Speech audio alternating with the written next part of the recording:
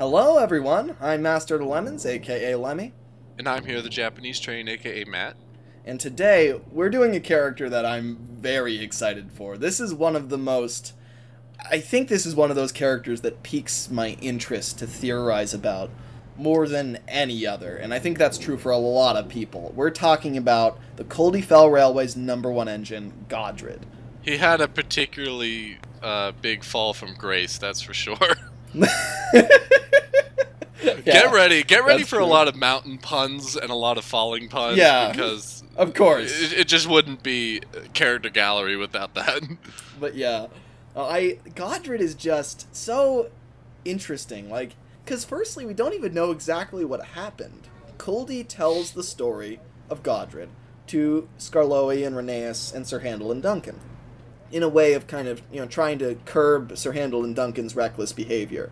He basically tells them that Godred was careless, that he relied too much on his automatic brakes, and then one day he came off the tracks, hurtled down the mountain, and when they retrieved him, they put him at the back of the sheds and took him to pieces slowly and used his parts to mend all the other engines.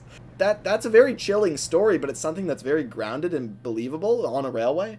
But what's interesting is at the very end of that story, at the end of Bad Lookout, it gives us the line, Skarloey and Rheneas never told Sir Handel and Duncan that Culdee had made the story up, which this has been a point of contention for so long in the Thomas community, because why is Godred not on the railway then? If the story's made up... Why does the railway just lack a #1? Yeah, and here's the thing. So in the Railway series, if you look at people, history, and railways, if you look at, there is an actual concrete answer to what happened to Godred, which shocked me when I first read it. But in People, History, and Railways, it says in black and white, Godred got into an accident, was never replaced, and was scrapped in 1900. Which, by the way, this railway is way older than it has the right to be. It started in 1900. That's how old the Culdee Fell Railway is. And the first 5 engines, the boxy ones, those are all in 1900. Which is just nuts to me. It's like, that's so early. The year that this thing opens, Godred tumbles down the mountain. That is how Not early just the it year, happened. it's like opening day. Yeah, it's really tragic. So let's set the scene for this. Let's talk about the engines before this accident happens. So, we'll find our way to what I think the conclusion is to what genuinely happened with Godred. Our story begins in Switzerland. God. Where they're all built together and delivered together. Yeah, now they're all, it's really interesting. They order 5 of these engines, and there are subtle differences between them, they have different cabs and stuff, but largely these are 5 engines that are identical to each other. The OG 5 new engines in the shed, if you will. Yes, in a shed that previously held no engines. But yeah, so they're all shipped over at the same time, which I think is fascinating because Godred has such a different personality from the other engines. He has a different personality from Culdee, from what I assume Ernest and Wilfred and the mysterious Shane Dewey have. It's fascinating to think about this clash, because the one thing that sets Godred apart from the others is that he gets a name. He's named after King Godred. And if Godred has, if he's been on this island for a few weeks, he's heard that name before. And the biggest town on the island, Peel Godred, is named after Godred, right? So, and the Culdee Fell doesn't even run there, and they still name their first engine Godred. So that's a really big deal to name an engine Godred. And Godred would pick up on this and immediately get this kind of, this pretentious nature about him. I imagine... He probably wouldn't even know anything about the king, either. That's the interesting thing. It's he'd be like, I'm named after a king, you hear that, everyone? And the other 4 are just okay, what king, exactly? When did he reign? Culdee would just ask some, prodding questions, do you know when King Godred reigned, Godred? And Godred would just be like, yeah, 1600 or something. Yeah, no, yeah, I thought so. He just has no clue, right? But it's interesting that, I find it fascinating that the first 5 engines. So the railway receives the first 5 engines, and just by virtue of probably who arrives first, I imagine They arrive roughly at the same time, but Godred is probably the one who arrives the very first. Like, they deliver him first, then a few weeks later the second one arrives, and then the third, and slowly like that. So Godred just had the good luck of being the first engine to arrive, and they thought, okay, we'll make him number one, and we'll give him the fancy name. And then, you know, from there on, everyone else kind of got the, you know, the less important names. You know, the first engine was named after the great king of Sodor. The second engine was named Ernest. It's like, oh, okay. Well, and I think that would be, that helps, like, build the personalities of all the other engines. There's even the disparity there, because it's not like Culdee was a god either. Culdee is named after a hermit. Yeah. Who wandered the mountain. Like, yeah, so it's like really not, there's nothing prestigious about the other names on the railway. I have to say, I love the idea of Ernest, like, he's, so Godred, I'm imagining it like this, right? Godred arrives, he gets his name, and it's a huge deal, big naming ceremony. This is in, like, 1899 or something, right? You know, we're still a ways off from 1900, where the railway opens and the horrible accident happens. So it's a time of great, you know, excitement and prosperity for these engines. And so Godred comes to the railway. There's a big naming ceremony. They crack the champagne over him, and now he's King Godred in his mind. And, you know, then the second engine arrives, and that engine hears from Godred. Like, imagine the night when Godred and Ernest are alone in the sheds together, and Godred is just like, I imagine he always has his eyes closed, kind of like, you know, and his eyebrows raised. Constantly like, in smug mode on the throne. Exactly. Like, he's barely, like, Culdee says he doesn't look at the track and he really doesn't pay attention. I imagine he's just kind of like, he's got that expression a lot where he's just like, well, my dear engine, you must understand, I'm the most important on the line. That's why they named me this way. Hopefully you'll get something of some level of value. And Ernest is just like, you know, he's not Ernest yet, he's just number two. Would just be like, oh, I sure hope so. You know, he's getting all excited and giddy about the concept. He's like, maybe they'll name me after a great duke of Sodor, or another king, or perhaps, you know, the first regent, or, and Godred is just like, no, yes, maybe. It won't be as important as I am, though. What's crazy is that these engines would know nothing about Sodor. Like, yeah, they wouldn't. It's really interesting because the Sodor engines, if they heard about an engine arriving from Switzerland and being named Godred, would probably be appalled. Yeah. Think of the engines, you know, like the engines on the Wellsworth and Sudbury, or the Tidmouth, Knapford, and Elsbridge, or, you know, probably not the Sodor and Mainland, because all the engines were gone by 1900. The Skarloey railway. The Skarloey and Rheneas are so intertwined with Sodor's history and know it so well. I'm imagining there's the equivalent of a scene where Rheneas goes outside and picks up the paper, and he's like, what? Engine named Godred? Up north? Like, I beg your pardon. Imagine on the mid-Sodor Duke's reaction to hearing that there's been an engine named Godred from Switzerland. What? I'm appalled at the very thought. I'm only named after the Duke, and even that is a stretch. I simply can't believe it. And he would be ranting for weeks on end. It would be terrible. It's like maybe some of the engines that came and went literally just left because Duke was ranting too much. Like, it would be that bad. Across the island, I imagine Godred's naming would make a huge splash, right? And set huge expectations. Everyone would be like, God, this engine is now thinks he's the best on the island. He thinks he represents all of us. And they're right. I think Godred genuinely believes he is now the king of the engines on Sodor. He believes he is the best of the best, that he dictates how this island should go. And it doesn't help that he has the highest throne. It would be funny if he, like, constantly went to the top of the mountain to just stay there and, like, look over as much of the island as he could. Exactly. Yeah, no, and it's like, that doesn't help things at all, the fact that he has the highest point of view over the whole island. I imagine, this would be a stretch, but imagine if he could literally see in the far, far distance all the railways of Sodor. And he's like, this is my domain. And he's like, you know, he would just see it as, like, his land. Which, again, would be infuriating to all the engines, because if he met, like, a coffee pot or something, they would just be like, you're not from here! You don't have anything to do with this place! And then Godred would just be like, but it's been gifted to me, hasn't it? It is my divine right to rule this island. He's literally like a colonial king, I love it. Yeah, no, exactly. Well, and then, you know what's funny is, so then I think that the first three, or I guess, Ernest and Wilfred would, you know, kind of acquiesce to Godred in all of his whatever. They'd probably humor him a little bit. And then Culdee arrives. And then I think Culdee is the first one that would kind of like speak truth to power here. Yeah, no, I think he would. And I think he, like, it's to the point where I think when Culdee arrives, Godred is ruling the railway with an iron fist. Like, Ernest and Wilfred are scared of him. They're like, and maybe they don't have names yet. This is what I'm kind of thinking is like, what if somehow Godred is the one who puts in a good word with the controller and gets them names? Like, it's up to him.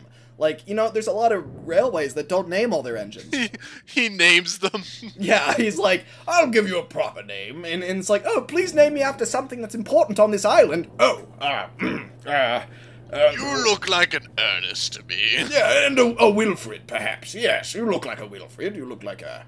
I mean, it's like, and they, like, the minute he says those names... their faces would just deflate. They'd just be like, oh, not a king, not a duke, not a... No, I don't think so. We can't have too many of those around here.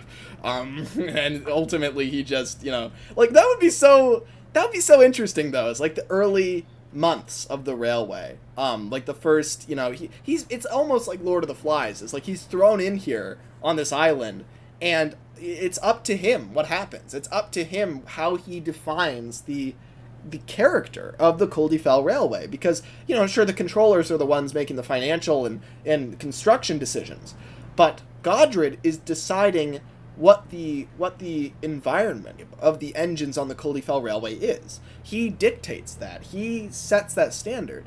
And it's actually a very dangerous standard, because Godred believes that he is divine and believes that he is immortal, and so as a result is very reckless. And this is in the early days of the railway, while they're still testing everything and making sure it's working. And, you know, he keeps getting into minor accidents, and he keeps taking turns too quickly, but not in the way like Lord Harry eventually will, where Lord Harry, I imagine, is just like, yeah, let's race as fast as we can. It's like, you know, with Godred, it's more like, oh, I don't care. I'm never coming off the tracks. And then he literally, like, leans to the side on a curve, and his driver's like, Godred, be careful. And Godred's like, what's going to happen to me? If I fall off the edge, God himself will scoop me up and put me back on the tracks. I will fly. Yeah. Like, I think on some level, his twisted mind genuinely believes that. And that's what makes him so dangerous to the railway, because he comes first. And Ernest and Wilfred are so young. Like, the only engine they've ever met is Godred. So Godred is shaping their minds, so they're taking risks too. This could turn into something really bad and serious. And here's what I like. What if Culdee is like a late bloomer? Like the first 3 engines arrive in the first 3 months. Culdee takes longer for some reason. There's a mechanical problem. They have to spend 2 or 3 or 4 more months on him. And so he arrives 5 months later, like way later. And so as a result, you know, a lot more effort is put into him. He actually has a lot of the kinks worked out, where, you know, like, he's kind of, it's the equivalent of the builders are like, okay, we're almost done with Culdee, and then Culdee, like, he refuses to go until he's ready. He's like, you know, he doesn't feel like his screws are in right, or he doesn't feel like his boiler's mounted properly, and so he just won't run. He just won't start up, and they're like, damn it, all right, we'll start again. Which is not the way that people in Switzerland sound, but you get the vibe. No, everyone in Switzerland has a British accent. This is confirmed. I'm sure our Swiss audience will attest to this. Yes, of course.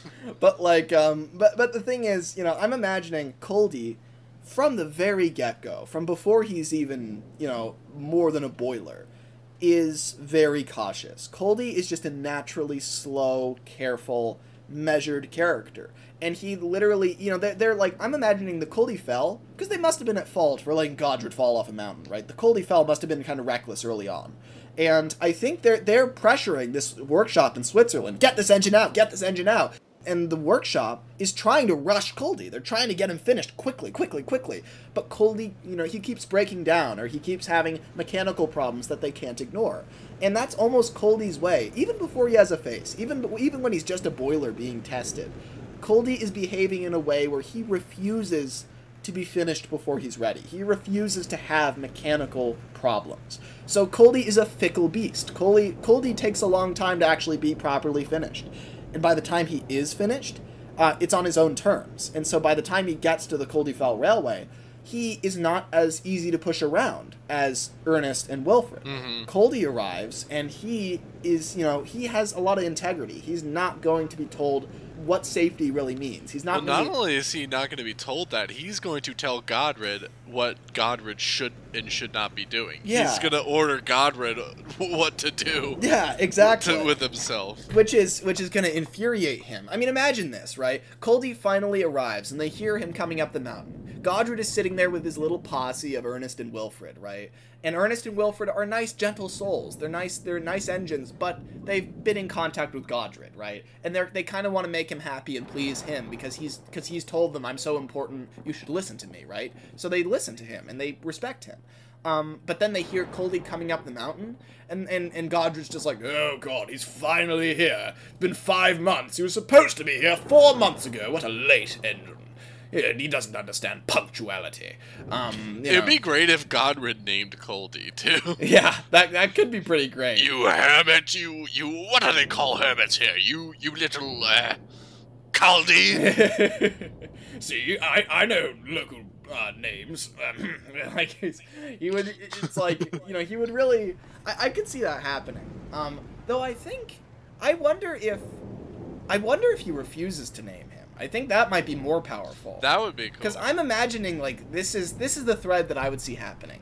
So Culdee arrives, and then all 3 of the engines make fun of him, mainly Godred, for being such a late bloomer, right? It's like, oh, so scared of the world that you won't even come out of your workshop until every rivet is perfect. And Culdee's just like, I just wasn't ready. I'm here now, that's what's important, and I'm not going to get in an accident because I was not willing to stay behind for my safety checks. They told me that you did that. I did no such thing. And Ernest and Wilfred kind of look at him like, is that true, Godred? Did you race out of there? And Godred's like, no, I got every safety check necessary. And Culdee's like, that's not what I heard at the works. And Godred just, like, glares at him. And he corners him, and he just moves towards him, and he's just like, you listen here, you little insolent child. I am the god of Sodor, and you will respect me. And Culdee just, like, looks him in the eyes calmly, not flinching at all, and he's like, you're no god. We're the same shape, for God's sake. And Godred just, like, he backs up a little, and he's like a little shocked. He's like, that always works. It worked with Ernest, it worked with Wilfred. What's wrong with this one? Like, he doesn't get it, right? And Culdee's different. Culdee kind of starts to turn the tide against Godred. He actually starts questioning him, and Godred would hate this, right? Godred would be, I had a thought. This would be really extreme, but so Culdee is challenging Godred, right? And Godred feels threatened by this, right?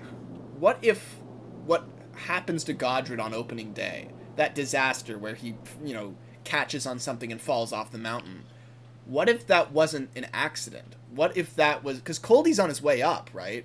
What if Godred, like, damaged the tracks and wants to get rid of Culdee? And so that was his attempt to get rid of him and get rid of this threat to his power. But then he gets hoisted by his own petard and falls off the mountain himself. Well, for one thing, apparently it was like just over a month after the railway opened, but I think it's more dramatic and more interesting for it to be on opening day. Yeah, I would just say opening day. I don't really think it matters too much. Well, and then Godred is on his way back down, right? So I could totally see that. Or Godred, like, bumps the coach too hard. Yeah, whatnot. Like, I'm imagining it's like he's too rough on the track, right? And, he weakens it on purpose. And then, his plan is he's going to go down, pass Culdee on the passing loop, and just be like, have fun up there, Culdee. You want to topple my monarchy? Well, you're going to topple something. Let the monarch come through, you rabble-rouser. Yeah, and it's like, he would be just grinning slyly as Culdee goes up there. But Culdee, instead is waiting at the bottom. And that's the thing. That's what saves Culdee. He's waiting patiently. He's just sitting at the bottom, waiting and watching. While Godred races out of there, eager to see, Culdee fall off this mountain. And then he trips over his own broken rail and falls off the mountain. And I like that it only affects him, too. It's like, literally, his plot. Even the coach is able to break and stop. Yeah. Maybe Godred has told his coach about this. I'd imagine, I think that the coaches would be like the poop-covered peasants to Godred. You know, yeah, like he would say anything to them and think that they wouldn't be able to understand him. Yeah, so. Exactly. He would mutter to them, and the coaches would be bright. Notice in Mountain Engines, Culdee says over and over again how clever Catherine is. He has a lot of respect for her, but it seems like the stupider engines and the more arrogant engines don't seem to value the coaches properly, and that leads to their downfalls. Because Godred, I imagine, would, he would say in front of his coach while they're going down the mountain and while they're going around the railway, he would just say, like, oh, it's going to be absolutely marvelous. Once Culdee's dealt with, then I'll have full and utter power. It'll be a little bit difficult to run the railway with only 4 engines, but... It's all downhill for him from here, and then he falls off. Yeah, exactly. God, that's... Or what if... God, this would be even more severe. What if his coach, over the last, say, 2 or 3 weeks, that Godred has been planning this kind of assassination attempt of Culdee. The coach has been plotting against him. Yeah, the coach is slowly... Like, she's really scared of what Godred's about to do. So at first, she doesn't speak up. She doesn't say anything. But slowly, as Godred says more and more and mutters to himself, she's like, I've got to do something. I can't let this happen. I can't let this happen. And then maybe one day Godred is ill, or Godred just is lazy and doesn't want to work. And so this coach goes with Culdee instead, right? And Culdee takes her up and down... And that coach is Catherine. Oh! That's so good! That's really good. I like that a lot. Yeah, no, that should be the case. So it's like that. So this is Catherine, right? And she, she one day she goes with Culdee instead of Godred, and she realizes, God, Culdee is way nicer. He's way smoother. He's slow and steady and respectful, and so she finally, and she wants to tell him desperately, but Godred has kind of backed her into this corner and brainwashed her, so she feels like she can't speak up about what he's about to do. But she gets to know Culdee, like, this is like the day before the accident, right? She gets to know Culdee, and she's like, oh my God, he's such a nice engine. He doesn't deserve this. I have to stop this. I have to help him. And then the next day, but she's still not sure about it, right? But then right before the crash, Godred's like, he mutters to Catherine. He sees Culdee down at the very bottom of the slope, and he says, you see that engine down there, Catherine?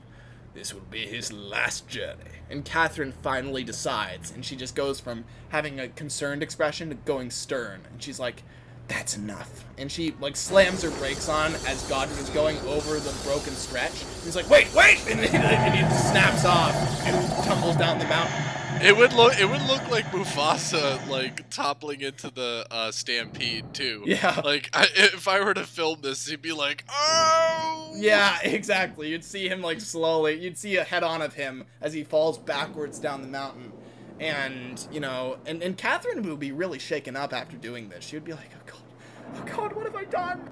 The interesting thing is, it's really the railway who kills Godred, because Godred doesn't die in this crash. He's scrapped. That's the thing. Yeah, that's crazy thing, is that they drag him to the shed. There's not a resolution yet. Yeah, exactly. And it's like, and one more thing about this scene, which would be great. I know that that Catherine, or whoever this coach is, gets braked to a stop on the mountain, but imagine if instead she doesn't and starts rolling, and Culdee is at the bottom with the truck or something, some goods train, and he catches her. That would be nice, yeah. Yeah, like right, and that's the moment that their friendship really starts. And Culdee's just like, oh my God, are you all right? And Catherine's like, I think so. And he'd take her back to the yard, and Culdee would try to calm her down the whole time, and he'd go extra slow. His crew would check on all the passengers and make sure they're okay. And it's literally, I love what happens to Godred, because he so deserves it, and it doesn't hurt anybody else. The railway is still able to start, and Godred, like, he thought he was going to have this brilliant plan where he was going to kill Culdee and then take over the railway fully and have no one who's an insurgent to his power. But then he's not as smart as he thinks he is, and he can't fly, and he falls off the mountain, and he dies, and, like, that's just what, it's so pathetic when you look at him with a bird's eye view, and he thinks he's a genius, but he's not at all. He's just a bad person.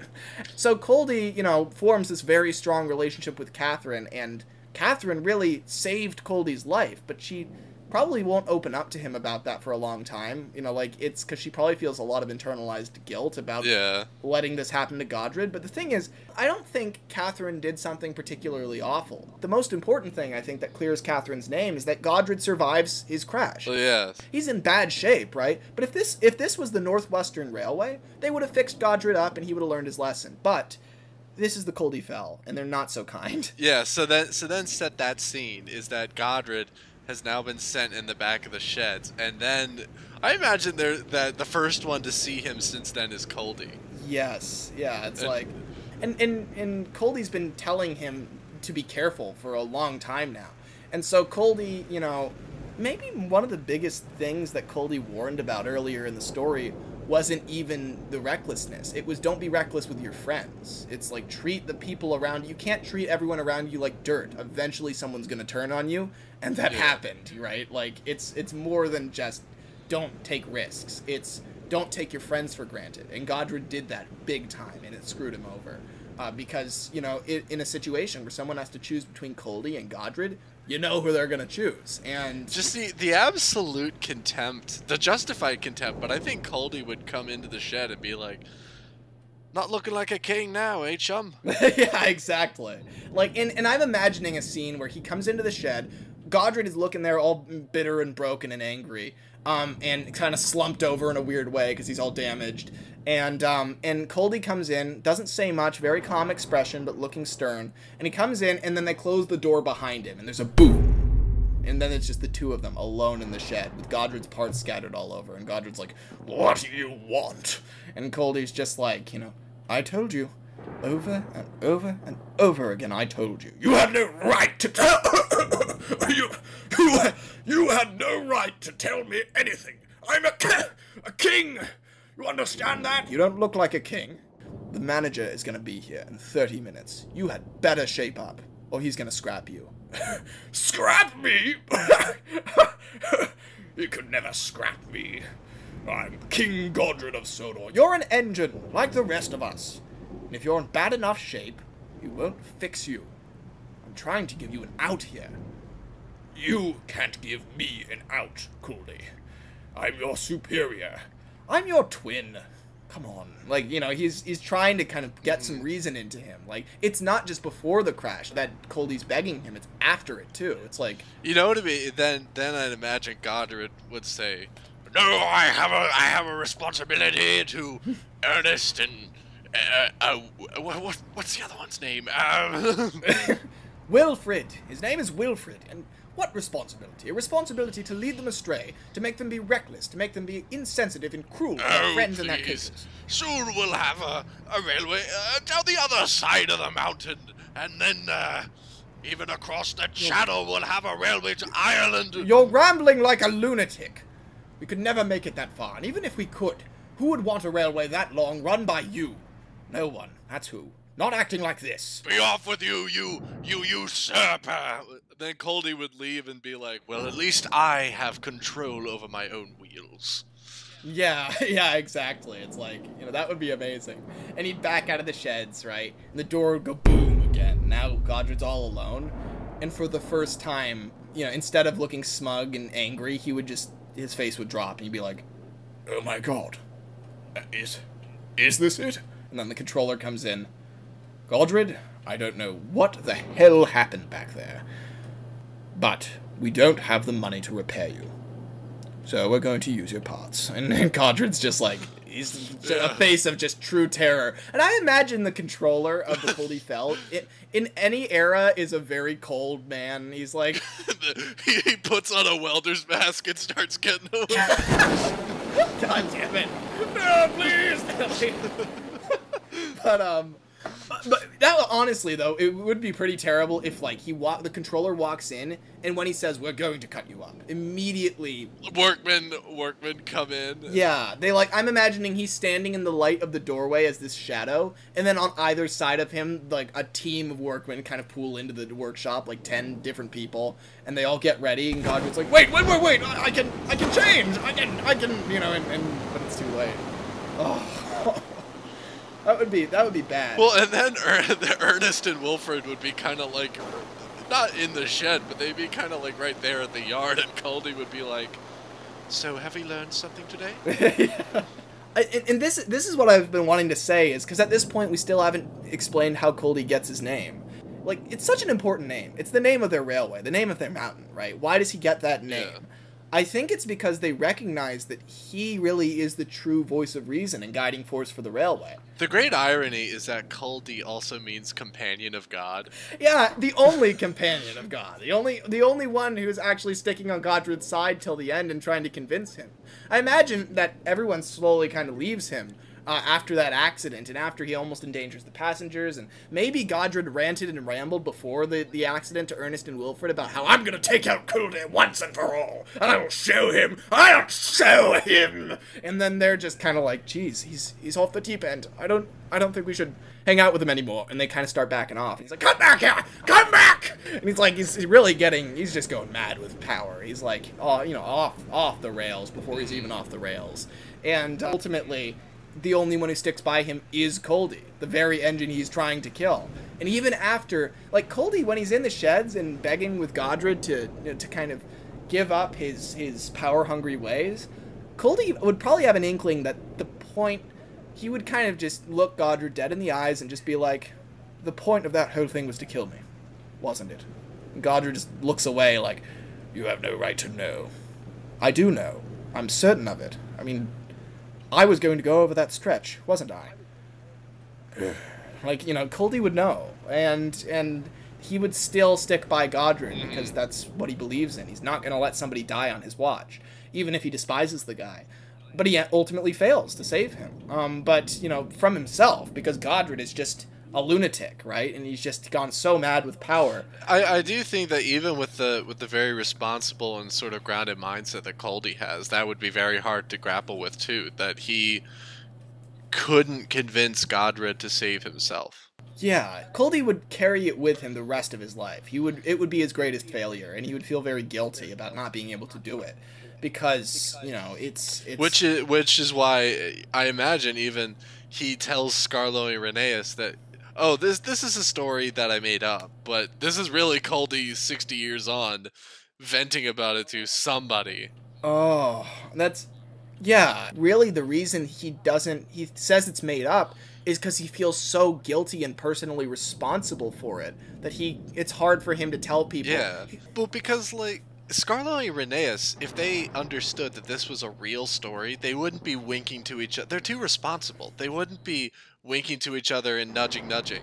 I'm not sure, though. I think that Scarlo and Rheneas are just simply, they've been around so long, and they're old-fashioned, right? They've been in an era where lives were lost a lot more easily, and where you kind of had to laugh about it and, not take it too seriously. Nowadays, if an engine dies on Sodor, that's like an enormous tragedy, and that's insane. But back in the day, it was a different Sodor, and they know that. And so, they're kind of like... Also, I'm sure that in 1900, almost every engine that was on Sodor at the time would have known. Yeah, that's the thing. Like, oh, Godred died. I mean, I think everyone would have known that at the time. Yeah, and it's really interesting because Falcon is built 4 years after this incident in 1900. And Duke, I'm sure on the mid-Sodor this would even have repercussions, because if we think about Bulldog, I think one of the things that would have flashed in Duke's mind is Godred's death. Yeah, really.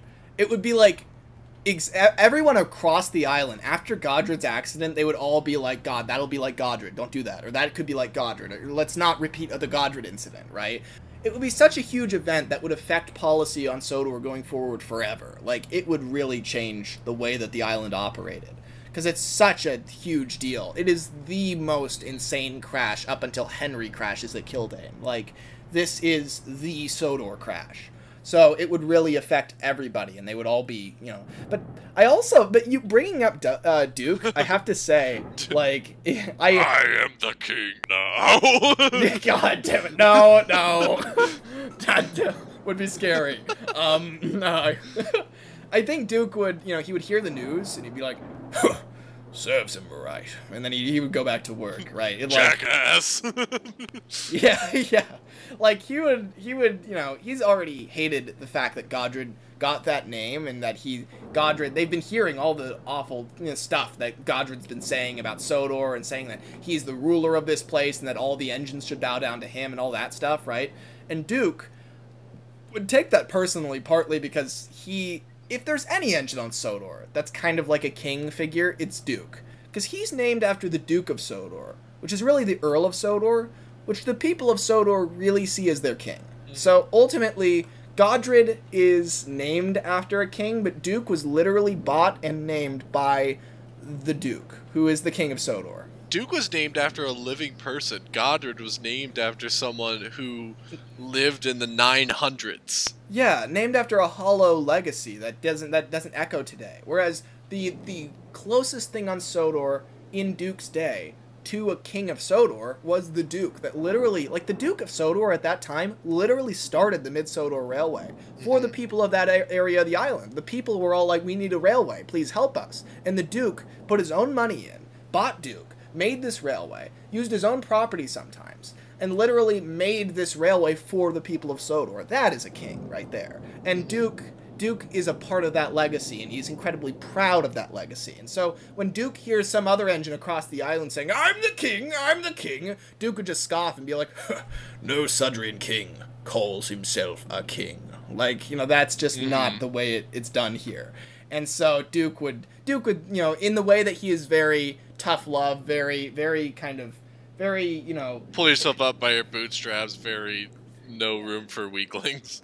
Yeah, when he hears Godred has fallen off the mountain, he's just like, you know, well, that's what was going to happen eventually, now wasn't it? And then he goes about his work, right? Mm-hmm. But that's, you know, so Godred's crash, I'm sure, echoes around the island. It's a huge deal to everybody. It speaks volumes that the railway never replaced Godred with another number one. Even Culdee would have been a candidate. Yeah, exactly. Maybe I almost imagine, right, that when Godred crashes, you've got Ernest and Wilfred, and I imagine Shane Duany might be kind of like close friends with Culdee, because he's one of the few engines that arrives after him that's kind of reasonable. Just because Culdee's there already, so, you know, Shane Duany, now, like, Ernest and Wilfred only had Godred to choose from, whereas Shane Duany arrives, and he has to choose between Culdee and Godred, and he chooses Culdee, because Culdee is a lot nicer, so the two of them are friends, right? And then together, those two kind of push, and I always imagined, for some reason, I guess just the name, Shane Duany would have some sort of deep, throaty Scottish accent. You know, he'd say something like this. He'd just have a very... Yeah, I envisioned something like that. Yeah, he'd have, like, you know, he'd have these, like, big, you know, furry eyebrows and just, like, a very hard face, and just really, like, he's the only one there who sounds like a mountain, right? So he would sound like this, and he'd be the strongest engine that they've got on the railway for years. Like, that, you know, that would be him, right? And so he would become very close friends with Culdee.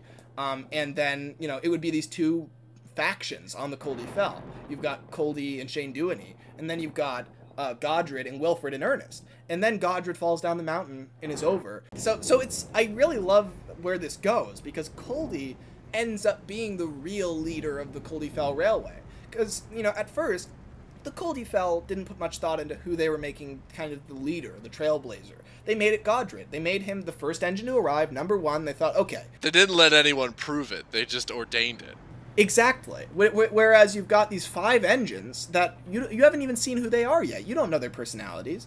And so, while Godred, you know, is the first one there, is kind of the one that they name Godred, Culdee, once you've had a few months elapse, you realize Culdee is really, if you were going to pick from the 5 of them, he's the leader. He's the one that should be the leader. And when they realize that, even though he's number 4 and it's too late to change that, they name him Culdee after the railway, because they realize he's the most important. He's the one who tried to save all the engines from this, you know, this blinded mentality that Godred has. He also had that heroic rescue on the mountain, on the Culdee Mountain. Culdee Fell Mountain. Yeah, I mean, when Catherine rolls down the mountain and he catches her, it's like, that's, you know, that right there just speaks volumes. Godred, through his own foolishness and arrogance and his, you know, bitter attempt to destroy Culdee, he gets himself thrown off the mountain. And then Culdee actually cleans up the mess by saving those passengers and Catherine, right? So it's kind of like, very much, you know, Godred is... It's like Godred is failing the railway and letting it go, and then Culdee's catching it and taking it over. It's almost like Catherine symbolizes the Culdee Fell in that moment. And it really is, that's where the transition of power happens. And from that point onward, Culdee is the wise, kind, you know, voice of reason of this railway. And that's why there are no stories about the Culdee Fell, because it gets super boring after Godred leaves. And that's a great thing, right? Culdee has done something very few railways on the island have ever been able to do. He's made it peaceful. Well, as a side note, I think that, because even the little bits of personality that Ernest and Wilfred have, like, I imagine the entire time that Godred is in charge, Wilfred is never allowed to whistle. Oh, yeah.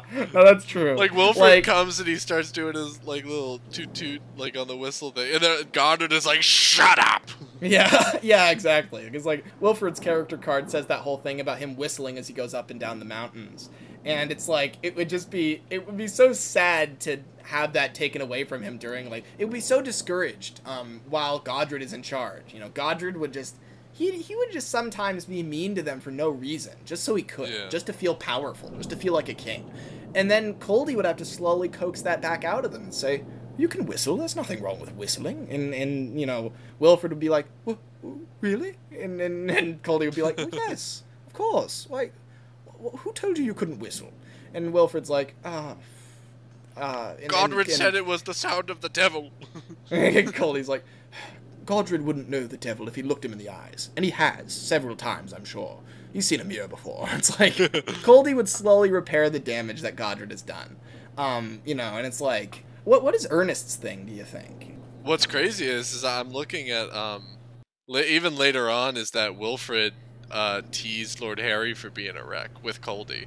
I think Ernest would be a little bit more kind-hearted than Wilfred when they see Godred in his state. Yeah, I think Wilfred would be more inclined to tease or make jokes, whereas Ernest is Ernest, right? He's like a lot more loyal and very down to earth and very almost boring in a way. He's boringly responsible, does what he needs to do. You know. Ernest is the boring one. So while Wilfred is creatively suppressed and can't tell his jokes and can't whistle and do all that. Under Godred's regime, Ernest was probably the one doing all the work while the first three engines were there. Because Godred was causing accidents here and there, and Wilfred was kind of following his lead. And so Ernest, the only responsible one, had to kind of juggle making Godred happy while also cleaning up his messes. Like, this is insane, but just imagine there were times where Godred is like, you know what, I think it's time for me to get a new paint job. But he literally leaves his coach on the mountain, like just like a cartoon, like he just poofs out of there. And the passengers are like, ah! And then Ernest has to catch the coach, and he's like, Jesus Christ! Godred! You almost sacrificed your passengers! Well, gods are supposed to sacrifice things, Ernest. I wouldn't be a god if I didn't, now would I? In fact, they're supposed to sacrifice themselves for me, technically. It would be so insane. Like, you would just be a total lunatic, right?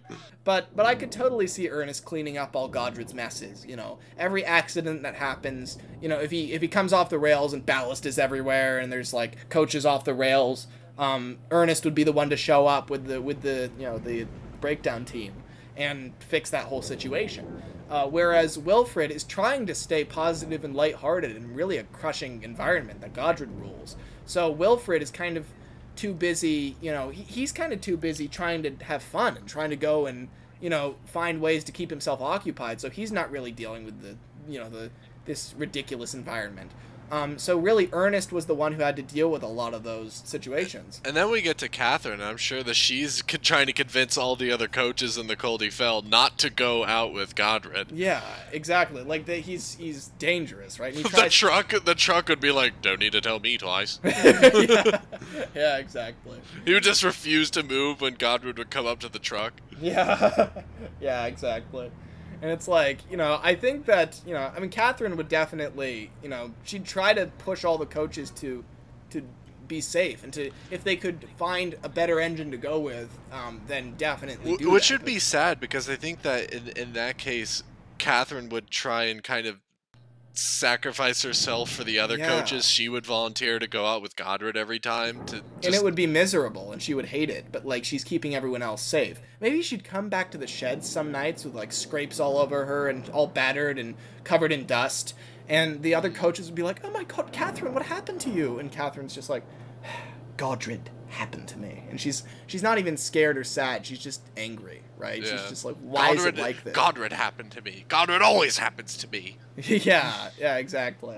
And it's like, you know, she would just be pissed off about that, you know, and the other coaches would just be like, well, maybe I can go out with him next time, or maybe, no, that's fine. I'll continue this. And, you know, and she just thinks that's going to be a permanent thing. And then one night, the night before, she's like, no, I'll go do it. It'll be the last time anyway. And all the other coaches are like, what? Oh, nothing, like, nothing. It's really, like, Godred drives Catherine to really desperate means. Like, she really does do something very extreme. But, like, thank God she did. Because, you know, if she didn't, the railway would still be run by Godred, probably. Well, and then there's the lasting legacy of Godred's death, too, because 60 years later, when the superheated engines arrive, the first thing, it seems like one of the first things that Lord Harry is told by Culdee is the Godred story. I think that the 60s would reopen a lot of the wounds that Culdee has. Like, because then he'd be like, oh god, it'd be so stressful. He'd be coming back. He'd literally be coming back from Switzerland. What's crazy is he barely knows who they are. I don't even think he knows that they were expected. Yeah, that's true. Ernest, Wilfred, and Shane Dewey would all be like, they would see these 3 new engines, and especially Lord Harry, and they'd be like, oh no, Culdee's not gonna like this. He's that guy's a brand new Godred. I know he is. Like, they'd be, you know, talking back and forth about this. And Culdee would come home, and he'd be like, hello everyone, how have things been? And you know, and maybe they would all mumble nervously to each other, and, you know, like, Ernest would be like, good, they've been good. And then Alaric pulls it. Yeah. Culdee's like, who's that? And it's like, that's Alaric. He's one of 3 new engines. New engines. I see. Like, he's, you know, he's getting a little nervous already. And do they work hard? Yes. Do they work too hard? Well, 66% of them work very well. What? I didn't He would have to, like, and they would slowly explain to him the whole thing and break the news. But it's interesting because it's the reverse. It's the reverse of what it was with Godred, because Culdee now is the leading figure on this railway. He's the one everyone looks up to. He's the one who kind of leads all of them. And so Lord Harry would see him as the kind of square leader. He's the one. Culdee actually has control this time around. Oh, yeah. It would be such closure for Culdee, because this time he'd get it right. This time he'd actually convince Lord Harry to do the right thing and be cautious and safe. And he does. Well, Culdee would partially blame the name, because I think Lord Harry would call himself a lord. And so when Lord Harry has his derailment, then Culdee tells the manager, take away this name now. Yeah. No more royalty, no more divinity, just stop this. Yeah, exactly. Yeah. And so they do take away Lord Harry's nameplates. And it would really be like Lord Harry is like the rebellious little teenager, and then Culdee is like the kind of the stern parent. And Lord Harry would come back to the sheds one night, and he would know that Culdee was the one who put in the word to get his name revoked. Lord Harry would be like, I hate you, you're awful, you're terrible. He would like, just be like, you know, and Culdee would just be like, it's for your own good. You'll understand very soon. I'd imagine Culdee would even be like, once we give you the truck, you'll understand. Yeah. What's the truck? Wait, what's the truck? Like, it's interesting. Culdee really has a, he has this good mixture of tough love, but also a gentle touch. Like, he's, I'm hesitating to say a very good parent, but he is a very good parent.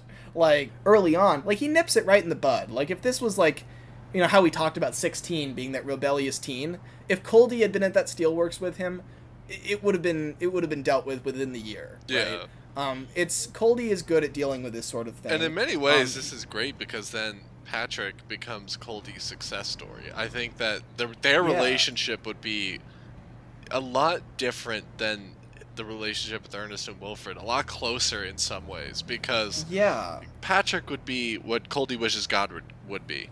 Yeah, no, exactly. And it's like, he can see, like, a lot of Godred in him. And then the ghost of Godred is just, like, floating there like, God damn it.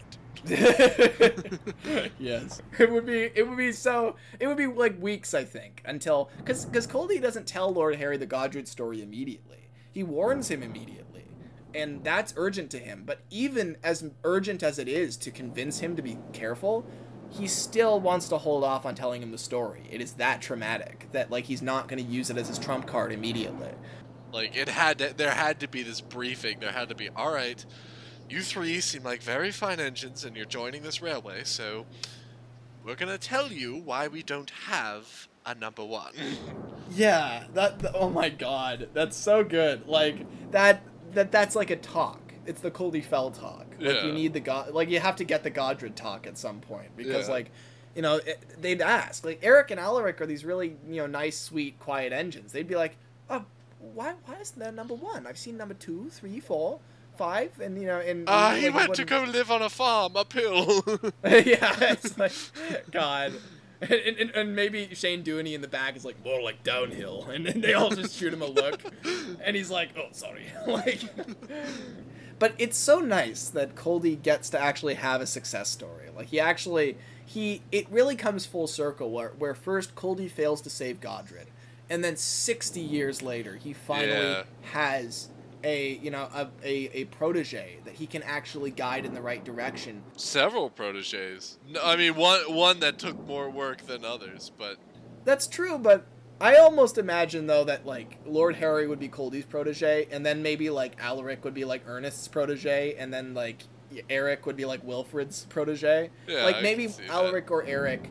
Like, they have similarities to them, where it's like, maybe Alaric is very creative, and so he goes with Wilfred, because Wilfred's also very musically creative, and so the two of them kind of, like, you know, relate that way. And Eric and Ernest are both very bland and very, you know, by the books and very, you know, disciplined, and so, you know, they kind of relate that way, and they take them in. But whereas, like, Culdee takes, much like Catherine did years ago with Godred, Culdee takes the difficult one. He's like, all right, I will try my best to set Lord Harry straight. And Shane Dooney is left without a protege, which is interesting. But I feel like Shane Dooney, because he's close with Culdee, because I do like that whole idea, maybe Shane Dooney is kind of, it's like Culdee's good cop, and mainly he's the one who's guiding Lord Harry. But then when Lord Harry becomes too much for Culdee, he passes him off to Shane Dooney, who is a lot rougher and tougher. And he's just says it like it is. He's like, do you want to die on a mountain? And then, you know, and Lord Harry is like, no. Like, I imagine Shane Dooney's the one who's doing a lot of the goods work. He's doing a lot of the, you know, quote-unquote goods work, the truck stuff, right? And so Culdee, at some point, has to have a talk with Shane Dooney where he's like, look, I know you love pulling the truck. Yeah, I do love it. Why? Am I going to give it up? Well, for a few weeks, I think Lord Harry needs to learn a lesson. Ugh, why is it that everyone hates this job but me? It's like, and so he agrees, right? He gives, and it's like I imagine Shane Dooney wakes, like, he goes to the sheds, wakes Lord Harry up at like 5 in the morning, and Lord Harry's like, what's going on? And Shane Dooney's like, it's time for the truck. Yeah, exactly.